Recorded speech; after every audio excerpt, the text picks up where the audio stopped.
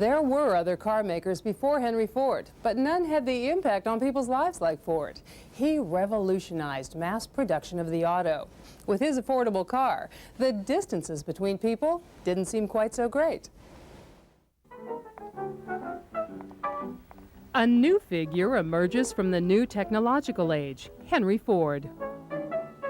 While working at the Edison Illuminating Company in Detroit, Ford, along with several of his co-workers, began to develop his first gasoline-powered automobile, the quadricycle. In 1903, he founds Ford Motor Company on just $100,000. With frames and parts borrowed from the Dodge brothers and European car makers, Ford creates a sort of hybrid automobile. The investors want an elegant toy for the rich. Ford splits from his financial backers and establishes total control over the company. Ford declares, "I'm going to democratize the automobile, and when I'm through, everybody will be able to afford one, and about everybody will have one." His next big move is to begin producing his own car parts. No more hybrid automobiles. Fords will be Fords from the ground up. His team of ex-Edison co-workers and practical-minded Ford employees work long hours for a whole year perfecting the new car.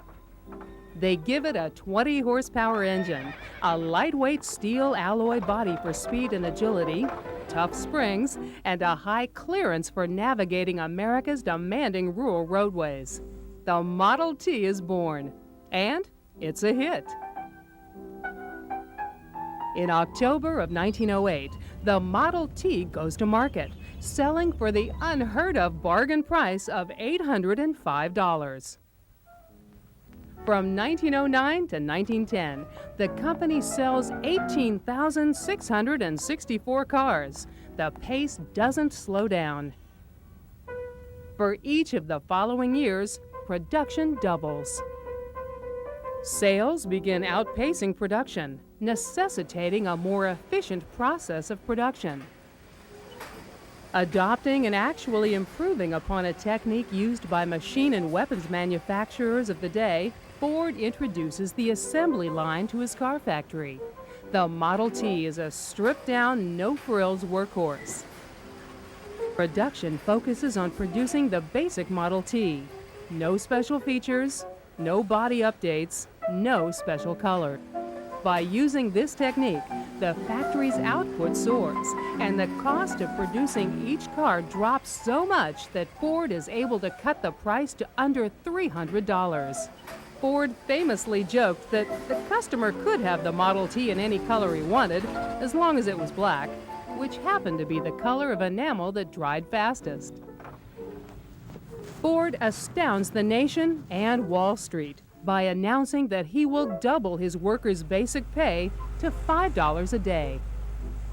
It's an unheard of amount, but Ford sees it as a means to stop the employee turnover on the monotonous assembly lines. He also figures that the money he spends would come back to the company when his employees buy a car they can now afford. Taylorism was a new mode of organizing the production of goods, especially in the factory, that was really given a tremendous fillip with Henry Ford's assembly line. And although it was tremendously efficient, it was also tremendously oppressive because it took a job that beforehand had been done by one or two skilled craftspeople and subdivided it into simplified work that could be done by many people without much training. And it was perceived as being oppressive, at least by the 1920s and 1930s. Taylorism had a very bad press. People fall in love with Ford's automobile. It seems everywhere you look, people are driving his Tin Lizzie and enjoying the new freedom it brings them. People and places that had been out of reach become accessible by car.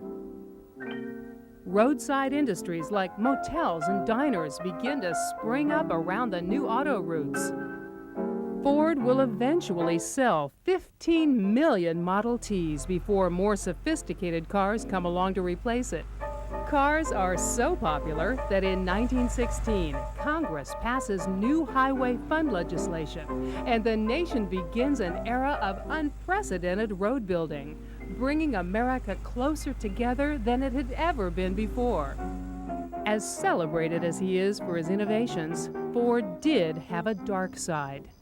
He could be a tyrant in his own factory, never allowing his workers to drive a competitor's car, and strictly enforcing a no-union policy until 1941. Regardless of these obvious shortcomings, Ford remains a beloved figure in history for his spirit of enterprise and for bringing the car into our lives.